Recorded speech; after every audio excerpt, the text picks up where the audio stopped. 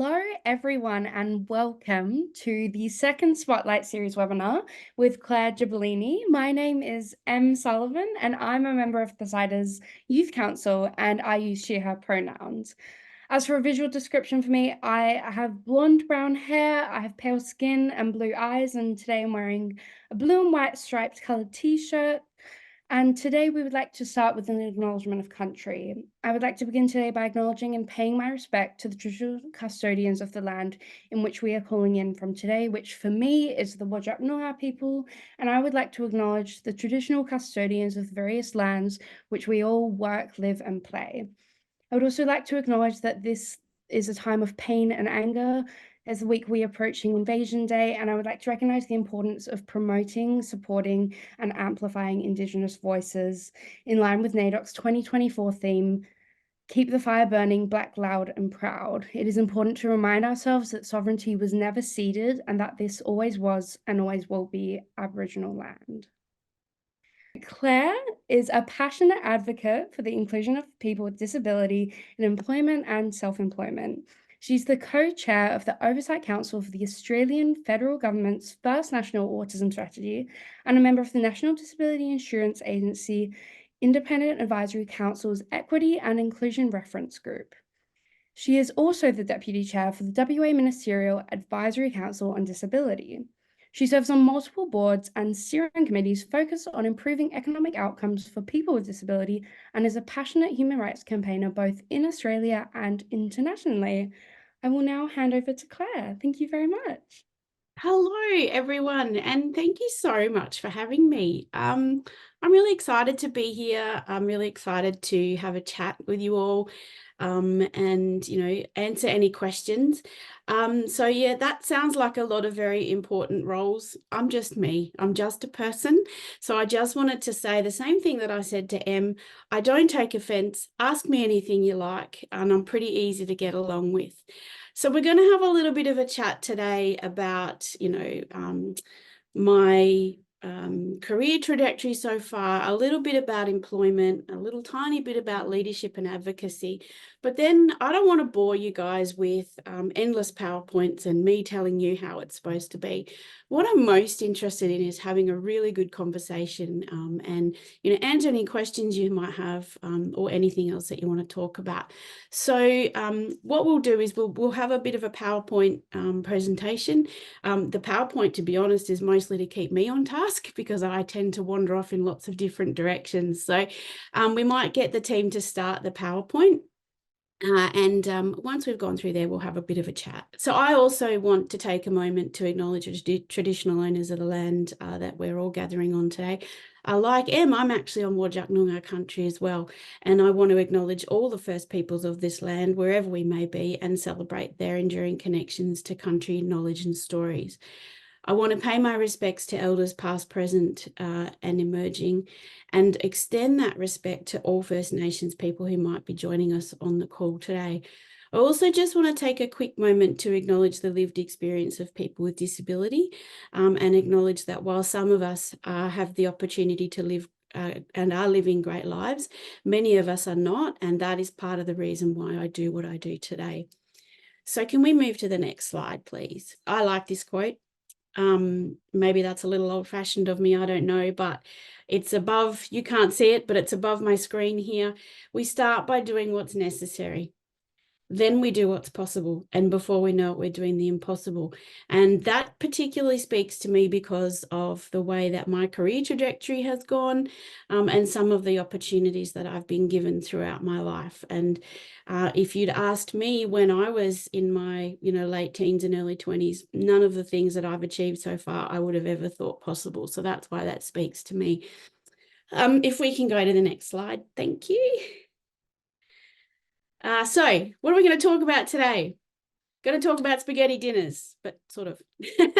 I want to have a chat with you about encountering ableism, and I also want to talk to you about being curious and finding opportunities, both as employees or as employers. So what on earth are we talking about spaghetti dinners for? Well, let's move to the next slide and I'll probably explain it a little bit better. I have 3 children. I have a 25-year-old, I have a 23-year-old, and I have a 10-year-old. And we were talking about careers probably about 12 months ago when my oldest child was not really sure where they wanted to go. And we said, well, you know, these days, that thinking around career trajectories is not what it was like, say, when I was finishing school or when my parents were finishing school. You know, you kind of follow this career path your whole life. But my career pathway looks a little bit more like a spaghetti dinner, according to the 10-year-old. It twists, it turns, it ends up in really weird places. Mostly it's delicious, and some really great things have come out of it. And what I've learned, and I'm hopeful that's part of the reason why you guys wanted to have a chat with me today, is some of the ways that being open to opportunity and daring to be a little bit creative can help you guys have the same kind of twisty, turny, delicious, really exciting career trajectories as well, because that is the truth. These days, so many of the different things that we do cross over. There's skill sets that move between one thing or another. It's no longer, finish school, get a degree or a trade certificate or something in a particular trade, and that's what you do for your whole life. Which I think is great because it gives us the opportunity to play to our strengths. I started out at Target working in retail. It was my after-school job, and then it became my full-time job because I kind of didn't really know what it was that I wanted to do. Then I stayed within retail, and I was selling furniture for a really long time. Again, not really something that ignites my passion, but I still kind of didn't know what I wanted to be when I grew up. So those jobs were about as far away from what lit a fire in me as almost humanly possible. Whilst I love people, I don't necessarily love customer service. So, and because I'm that old, I got really annoyed with it one day and looked in the newspaper and found an organisation that was looking for staff in the disability sector as support workers. And I thought, look, it's close to home. By that stage, I was a single parent of two little people, 1 and 3 they were. And I thought, I need something that's going to light my fire, and it's going to also fit in to my family's needs. And that's kind of how I ended up in the disability sector, quite almost by accident. But 20 years later, I'm still here. But that job has taken lots and lots of twists and turns. And these days, I'm really lucky that I get to work in ways that are much more aligned with my passion and the more flexible ways that I need to work, both for the nature of my disability, but my family life and my volunteering commitments. I'm able to harness my strengths and creativity and work more flexibly. I'm just going to let you know I also live under a flight path, which seems particularly busy today, so I apologize in advance. So yeah, I'm pretty excited about where I am right now, but that doesn't mean it's always been easy. And so I'll take you guys through to the next slide. Because one of the most limiting things I have found, and I know that you guys will experience it along your way as well, is ableism. Now, every now and then I get really shocked by the amount of ableism that's still out there. I spend a lot of time in the disability bubble. It's what I do for a living mostly. It's, most of my friends have disability themselves, or they have a great awareness, or they might be parents or supporters of someone with a disability. So, it does it every now and then. I get really, really shocked, and how much of a massive problem it still is. And even in our disability sector. For example, I went to an event on Friday night, and the CEO was talking to me about how they're struggling to find staff. And I said to them, have you ever considered employing people with disability as your frontline staff? And they looked at me as if I'd sort of grown another head. They'd never considered it. So to me, that's a very ableist attitude that persists even within our sector. We're kind of, people with disability are kind of seen as, the people that need support, not people who are completely capable of doing for ourselves and being great staff and, those sorts of things. So, and I find that the further away from my disability sector work I move, for example, I'm currently doing some work in the emergency services sector, the more I come across that ableism and the more I come across that entrenched sort of misunderstanding of just who we are and the capacity that we have. So that's really a really challenging one. I remember when I've always known I had a disability, but it's taken me quite a long time to get the formal diagnosis for many of the things that I have, whether that's because I'm a woman or, just changes in diagnostic processes and things like that. I also grew up Air Force, so I never spent a lot of time in one place. I went to 14 different schools by the time I hit year 9. So that was kind of tough to get people around me who could know me for the long term. And so when I did finally get that opportunity for that formal diagnosis, and I decided that, I wanted to be open and honest about that part of myself, I was working for an organization that's a disability service provider still, and I was managing 2 projects with a budget of approximately $2 million and 6 staff, maybe 7 staff. And I very rarely had any supervision. I was responsible for managing the entire budget and the reporting and all of the stakeholder relationships. And a week after I came out, so to speak, the person who I was reporting to sat me down and said, well, now we have to start having regular supervisions, and I'm not so sure you can manage your budget. Like, let's put in some things in place. And I thought to myself, but I've been doing this for 9 months and this has never been an issue. Well, yes, but autistic people, they need support in some areas of their life.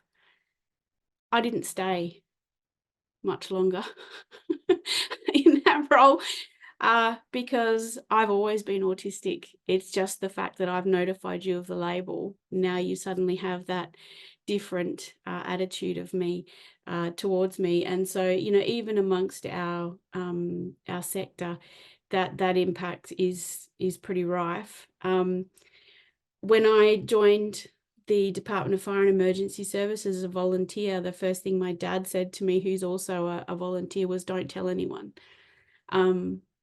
Luckily, I'm not good at listening, so I don't hide that part of myself, but it does actually impact the way that people see you and how you, the opportunities and the roles that you're given. We're working hard to change that, but we also have to be honest that it still exists. So what are we going to do? What have I been doing? What have I learned along the way? Let's move to the next slide, please. Because it's hard, right? And it's really hard, particularly if you're a younger person starting out. And, I know how privileged I am. I know that I have a lot of resources behind me and people that I can pick up the phone and call. And I know that I get opportunities that others don't. There's a certain degree of responsibility that I can talk about that later. But along the way, I've learned that when these sorts of things happen, we have a choice. And I've kind of learned that these 3 tools have been, whether it's advocating for myself in the workplace or advocating for myself or others in, just society in general, these 3 things I have found to be the most useful when we're trying to change attitudes. So the first point that I've popped up there is the point about advocacy versus activism. And it's something that I see happen a lot in our sector. So, advocacy well, I'll start with activism. Activism, you know, we need it. It's really important. If anybody survived the great independent assessment debacle of last year or the year before, you know how important activism can be.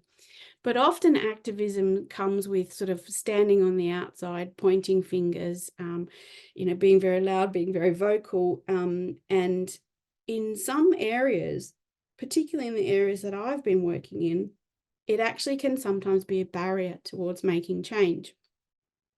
Whereas when you work as an advocate, you come in with a much more collaborative approach. And I have found that that's been the most successful, because no matter what the system we're advocating or we're trying to change, the people working within that system, whether we're aware of what they are or not, they have barriers. They have barriers to their ways of working. They're human beings. They're not always the most important or the highest decision maker. So these days, what I try to do is come in with an attitude of, this is really wrong, but let's work together on a solution. And that type of advocacy, I have found, has been a much stronger or much more successful way of making change. And I'm happy to answer any more questions about that. I just didn't want to spend too long on this PowerPoint. The other thing that I've learned, and I've had to teach myself, right? So I'm autistic, I have ADHD, I have a whole bunch of other, disabilities, and I'm Dutch, right, by blood. Very stubborn, very fiery group of people. And I've had to teach myself to stop and listen to learn. Quite often in conversations, particularly when we've encountered ableist attitudes or practices or things that are not built for, to be inclusive, we find that when we're listening to someone, we're already formulating responses so that we can fire back. That's listening to respond. I've had to teach myself in work roles and in advocacy roles to listen to learn. And that means putting your own response out of your mind, taking in what the other person is saying, whether you agree with it or not, and then asking follow-up questions to learn a little bit more about why it is they feel that way, or why it is that thing is done that way, or what their barriers are. And I've found that when you listen to learn, you have a much greater chance of doing the next point, which is responding with collaboration. So it's not just about what you take in these situations, it's also about how you respond. If you're listening to learn, you're learning about the barriers that the other person faces, or even their misunderstandings, whatever it might be. If you respond back with a desire to collaborate to make things better, I have found that I have gotten a lot further in my advocacy work, in making change in the workplace, than I had if I sort of pointed the finger and said, you're doing it wrong, you need to fix it now. I'll give you a really good example. Again, working within the employment sector, I was helping somebody once who really wanted to work within this particular organization that really had never experienced working with or supporting people with disability ever before. And they kind of came in and started to talk about, it's going to cost this much more money. We have to, revamp the whole work office, insurance and blah, all of those things that we hear all of the time. Now, I had two choices. I could listen to, to react or to respond and go, you have no idea what you're talking about. Everything you've just said is wrong, blah, blah, blah, blah, blah. Or I can go, hey, I hear what you're saying. I hear that you're nervous about the impact. I also think that you're probably a little bit worried about getting it wrong. And, sometimes in our community, people can be really fiery, and people who don't know about disability get a little bit scared of saying the wrong things. I'm really open to having a frank and honest conversation. Tell me about your worries and let's see if we can work on a solution together. Turned out that it doesn't cost more to insure. There is no greater risk. In fact, statistically, people with disability are often safer in the workplace because we have to do things in a much more measured and considered way. And there was no need to redesign the entire workplace, the physical location. There was no need to implement all these expensive changes. The person who was trying to or wanting to be employed there actually had a lot of the equipment that they needed already, or we could access it through some funding streams. So that collaboration now means that there's 2 other people as well employed in that workforce. Whereas if I had come in and gone activist, activist, activist, you've just said all these horrible things, none of that would have happened. So I hope that sort of is making sense to everybody. But those 3 tools have been probably the most important things that I've learned as an employee or as an advocate. And I just want to finish that point off by saying that doesn't mean I sit back if I've tried to collaborate, and I don't sit back and just take it if somebody continues with those attitudes. That, I can be quite fiery. I will go toe to toe with people where it, respectfully, where it warrants it. But I try to start with this, and it's very, very rare that I have to go toe to toe. So yeah, that's probably one of the most important learnings that I've had. One of the things that I have learnt in the work that I've done is about how important self-employment can actually be to someone when they're starting out on their employment journey, particularly if they're struggling to find work. And what I'm really excited about is these days more and more people are looking at it as a viable option. So I'm not talking about, setting up big companies and things like that. I've done a lot of work in the very small micro enterprise kind of space. And I love it. I just love it. And what I've found is that self-employment, if you're struggling to find work, it can be a really good option for you because, if you're running your own small business, you can build in flexibility and the accommodations that you need to make it successful. It's very empowering to be the decision maker and also to be a business owner. Em tells me she's watched my TED Talk. I've never seen it, but I do remember one thing that I said, and that is that, in our society, when we meet someone new for the first time, one of the early questions we get is, and what do you do? Now, if you say, I run my own business, how good does that feel? So there's that real sense of empowerment and pride that can come with being self-employed. The other thing I love about self-employment is that, we can use the skills that we have to make that business a success. Whatever they might be, you leverage your strengths. I have my own business. It's not a big one because I still am doing a lot of other things, but I do from time to time get some consultancy work come through. And because it's my business, I can choose to do the work that plays to my strengths. I'm not going to do things that don't. I will refer on to others. But, that's very empowering for me because I'm not stuck doing something that is really difficult or really, doesn't make me feel good. I can say yes to the things that matter as well. And the last thing I love about self-employment is that it's a fantastic boost to your resume. How good does it look? Business owner. Being a business owner teaches you lots and lots of employability skills.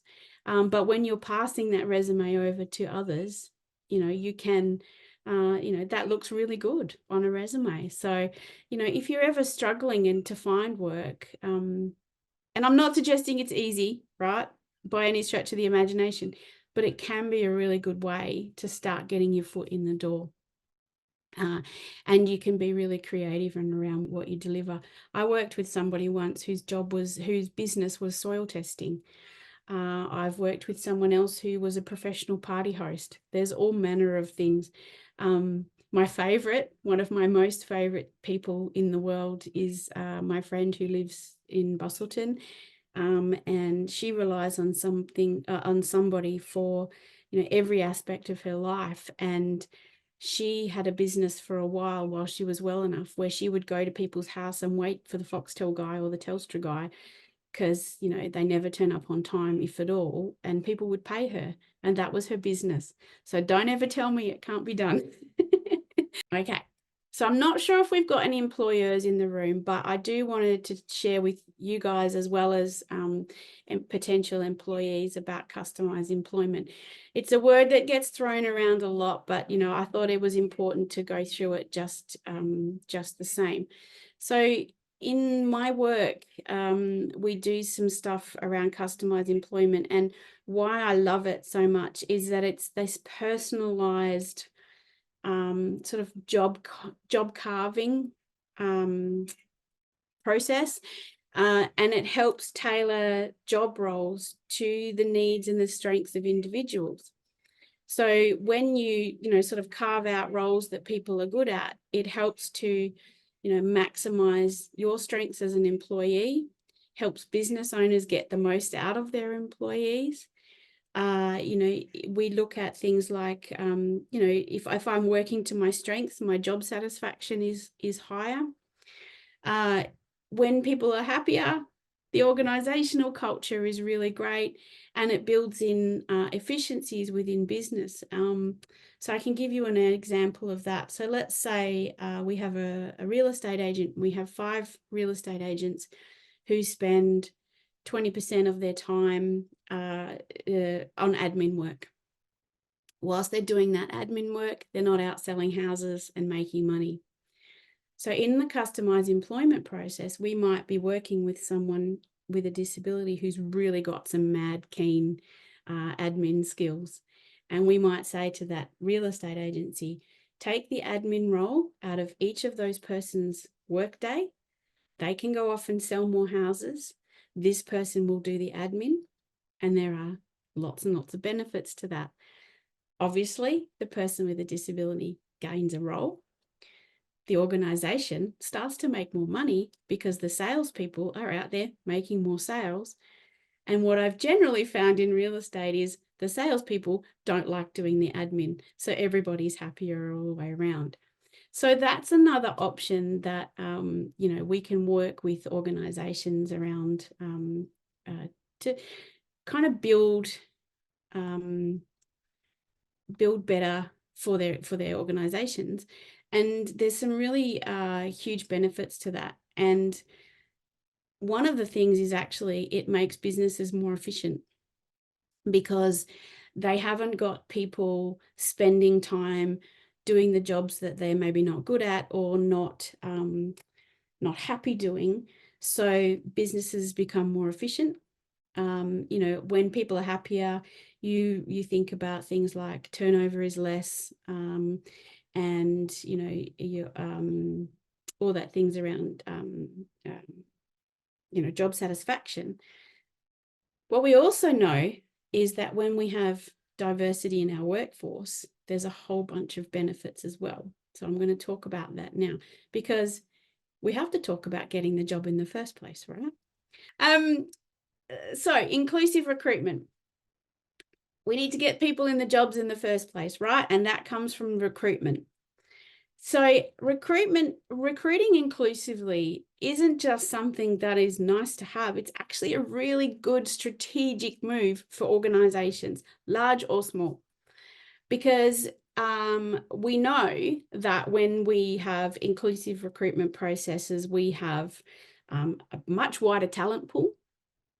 We know that, you know, we have way better outcomes around innovation and creativity. And we know we have much better employee engagement. And what I haven't put on this slide is we have much better community engagement with our organizations. I kind of like to call it signs of safety, right? So I belong to the LGBTQIA+ community. And when I go places like cafes or, you know, anywhere really, I look for what I call signs of safety. Is there a pride flag? You know, is it an inclusive place? When people go into businesses or interact with organizations and they see that they represent the community that they serve, they feel much safer in engaging with that organization. So it's actually a really good way of, you know, building business and attracting customers. Okay, let me see if I can do this. Not that one. Next slide. I do like stats, so I thought I'd put some in for the employers. So when we talk about inclusive recruitment, don't just take my word for it about the benefits. Here's some stats for you that came from McKinsey and some other overseas research that was done. So when we have organizations or businesses that use inclusive recruitment, we know that they are 36% more likely to outperform their competitors because they're 20% more innovative. Their teams are working better. They're actually twice as likely to meet or exceed any financial targets that they were given, and they're 8 times more likely to achieve better business outcomes. Now, when times are tough, I don't know how much more evidence you need to build in inclusive recruitment into your organization. Those are the kinds of things that are the hallmarks of successful businesses. And it comes from something as simple as inclusive recruitment. So how do we do it? And I promise, guys, I'm nearly at the end of the slide. Things like your job description. When you're putting a job description out there, make sure it's non-discriminatory. Make sure it's gender neutral. Make sure that it has all of the information in there. Make sure it doesn't have things that are not essential to the job. You know, the amount of times I've had admin roles that require a driver's license. Why? But that's a big barrier for a lot of us. So make sure that, you know, you are as open and diverse and non-discriminatory as possible in your job descriptions, but put the information in there. And that includes salary, right? Think about whether or not, how important is that qualification, or can you gain more benefit by employing someone with really strong lived experience? Because for a lot of people with disability, education is hard to come by, but we have a lot of life experience that can be really beneficial to organizations. The next thing, just briefly, is interview processes. So I asked this question of an organization a couple of weeks ago. Why do you give people only 10 minutes to sit down, read questions and scribble answers? What is that giving you in terms of understanding of their skills as an employee? If you want to be inclusive, provide the questions when you book the interview, right? Because you're not actually interested in how quickly they can write notes. You're interested in their response. So give them time to give you a measured response. Let people know about the interview process. Where's it going to be? Is the building accessible? Ask what are the accessibility requirements they might have, and also put that in the job description that they can contact you if they have accessibility requirements. Who's going to be there? You know, think about when you're setting it, where you're setting it. Oh, that was a big plane. So make those interview processes as inclusive as possible. Do you actually need to have 3 people sitting in a panel across from a desk where someone else being interviewed is sitting, which is very intimidating? Or do you want to have a conversation? Think about, you know, your recruitment processes. And the last thing is communication. So communicate in your job descriptions, communicate about the full interview process, communicate clearly about what's coming next, and communicate in an accessible way. So if someone needs an Auslan interpreter, you know, if they need closed captioning for an online interview, if they need written, easy read, however they need it, provide it, but make it business as usual, not just a special thing for that individual. Because what you find, if you are more inclusive across the whole and you make it business as usual, that thing around the talent pool being expanded, it'll be huge. And you will get a lot of really skilled, really creative, innovative people applying for roles with you because you are the kind of organization that they want to work for. All right, we are going to go to some questions now. So if anyone has any questions, please feel free to use the Q&A chat function. I've got a couple of questions that I'm going to start with Claire, if that's all right with you.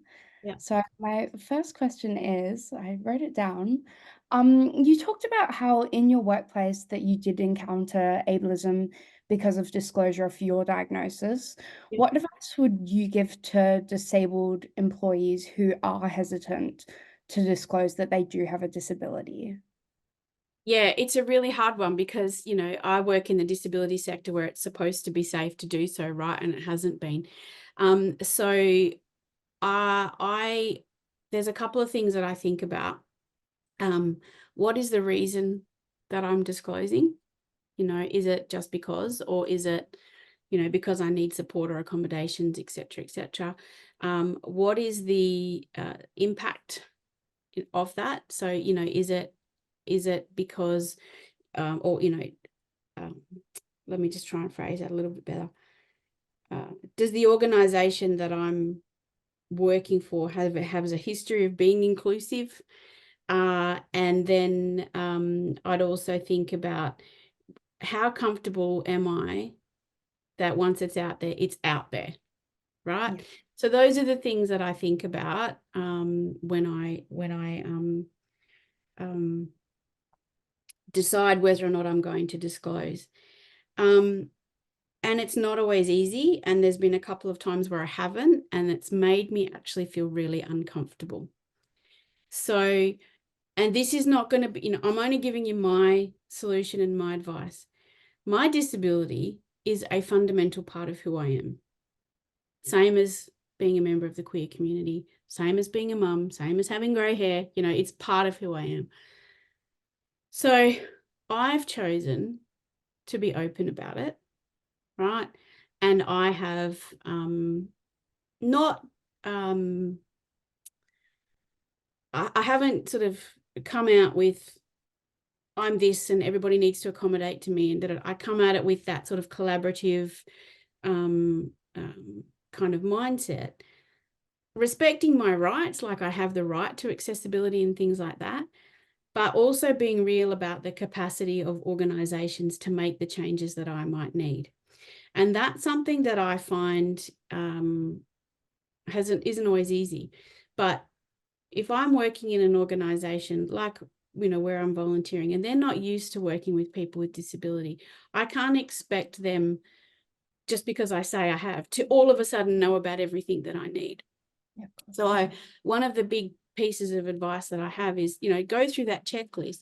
But if you're comfortable, also be real about the capacity of the organization.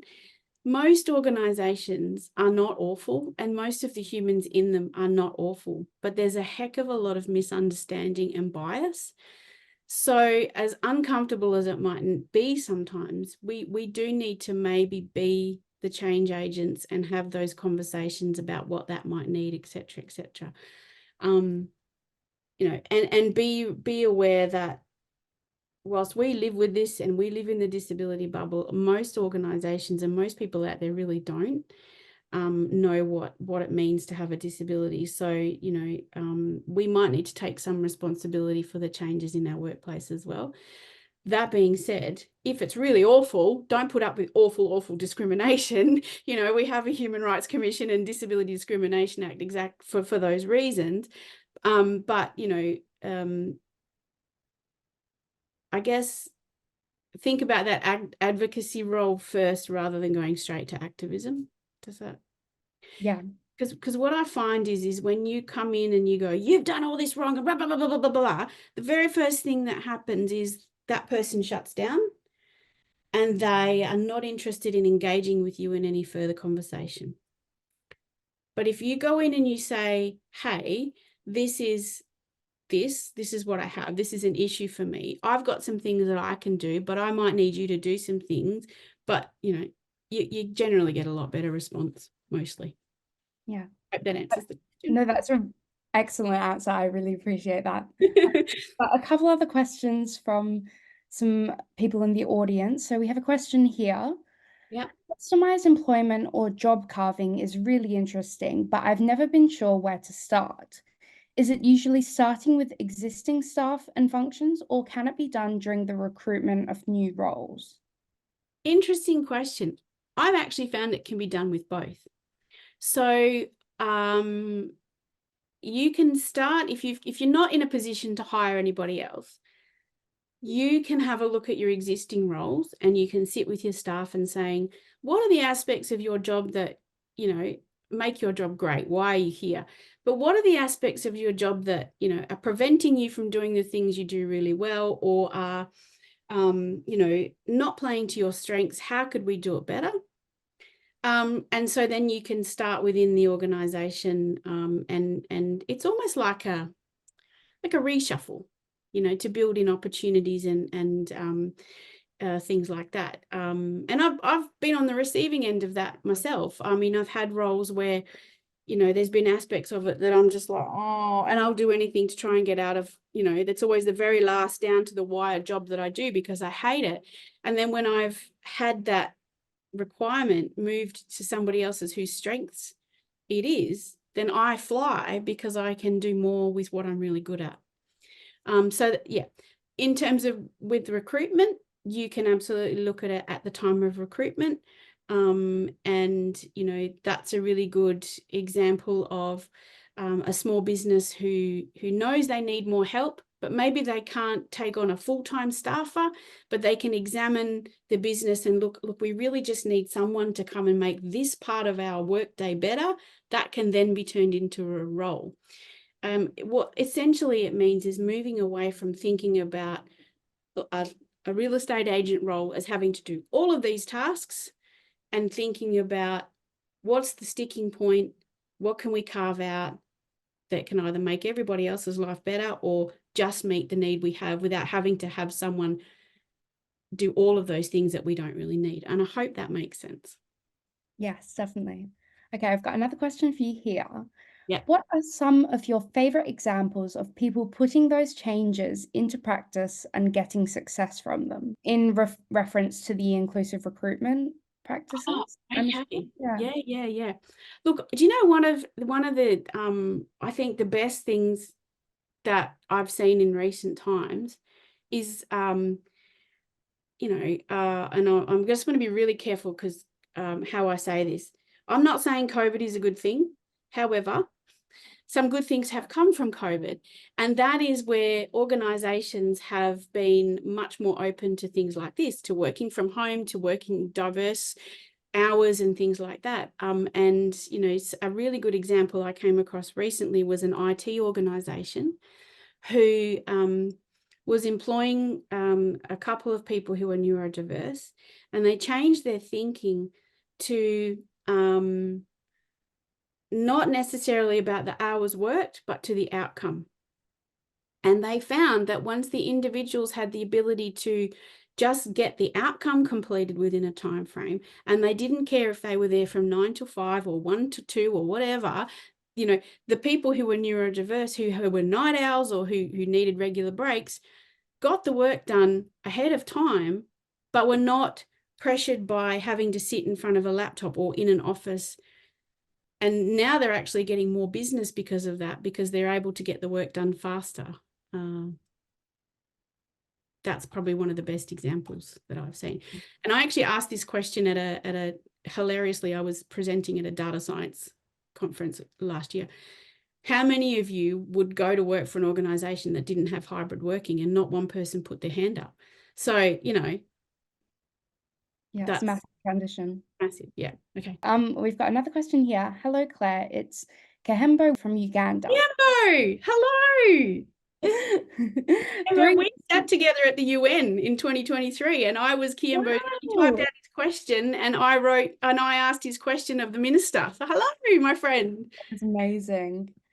3 years ago, I was a young boy with disability who tended to isolate himself from a community due to prevalent social factors in my area. Yep. However, I've come to recognize the transformative power of advocacy and networking with like-minded individuals. Yep. I'm a vibrant and ambitious individual, keen on joining various disabled people's organizations to amplify my voice and enhance my resume. In addition to this, I currently manage an online radio station and operate a software company. Navigating the business landscape is challenging for individuals with disabilities in my country. Do you have any advice for someone like me seeking to make a meaningful impact, both through advocacy efforts and in the entrepreneurial space, considering the unique challenges faced by people with disabilities in Uganda?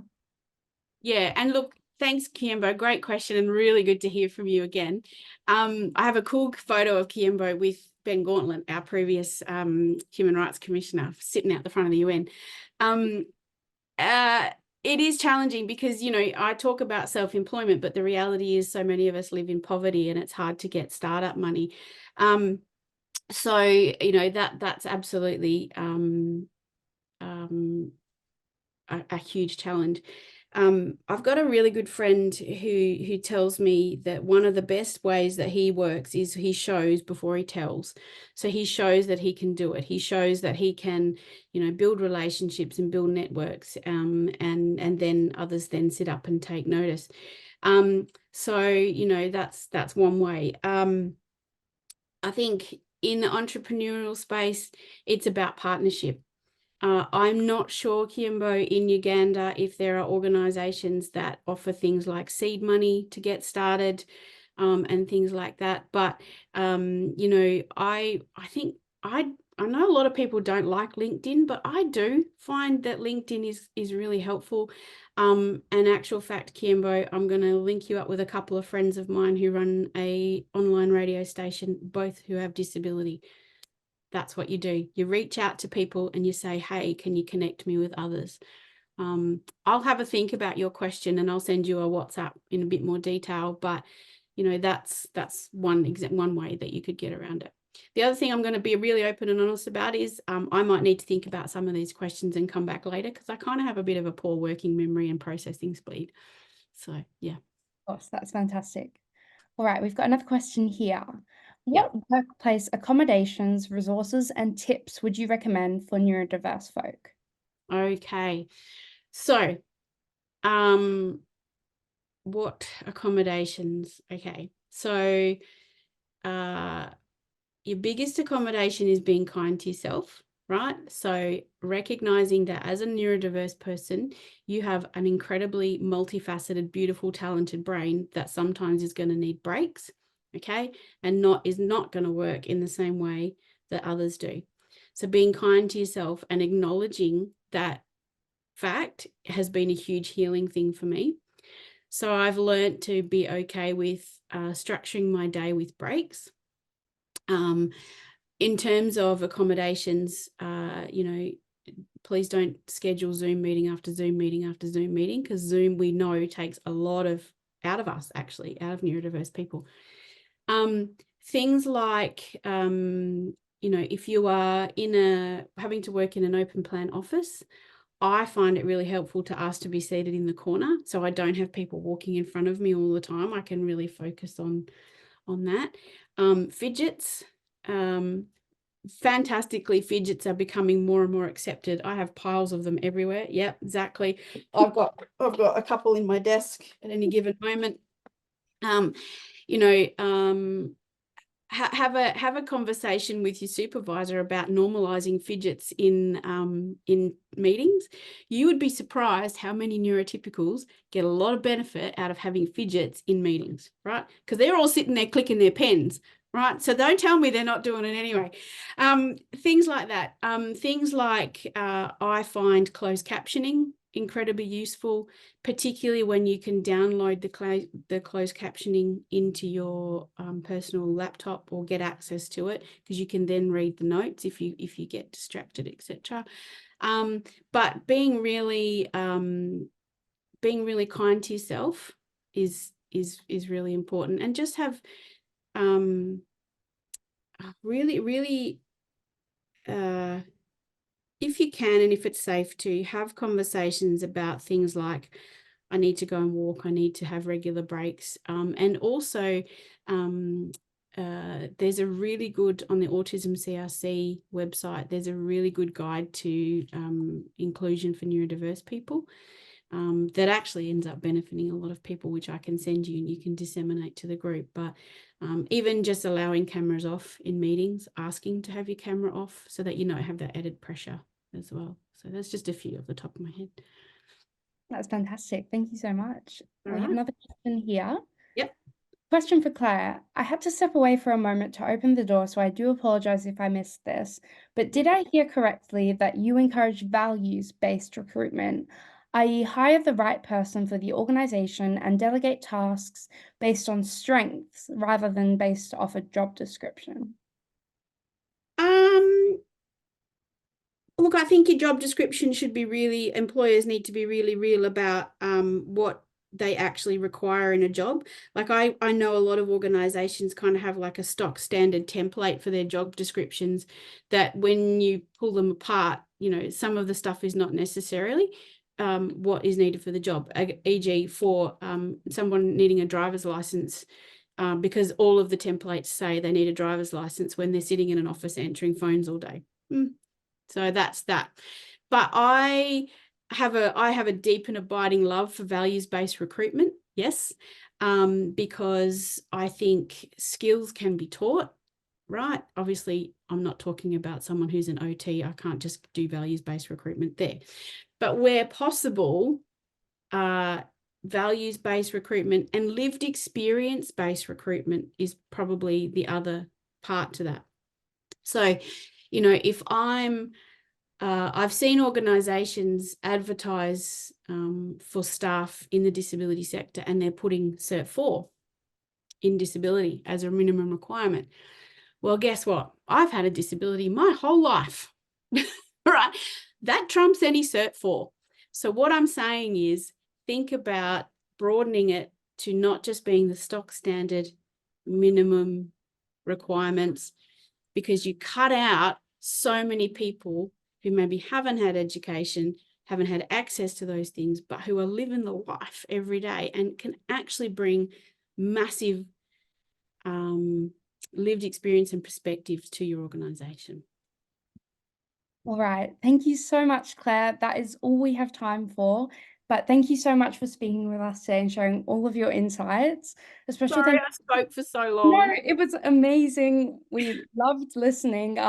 Thank you to all of our attendees for your presence and engaging questions and for supporting the network.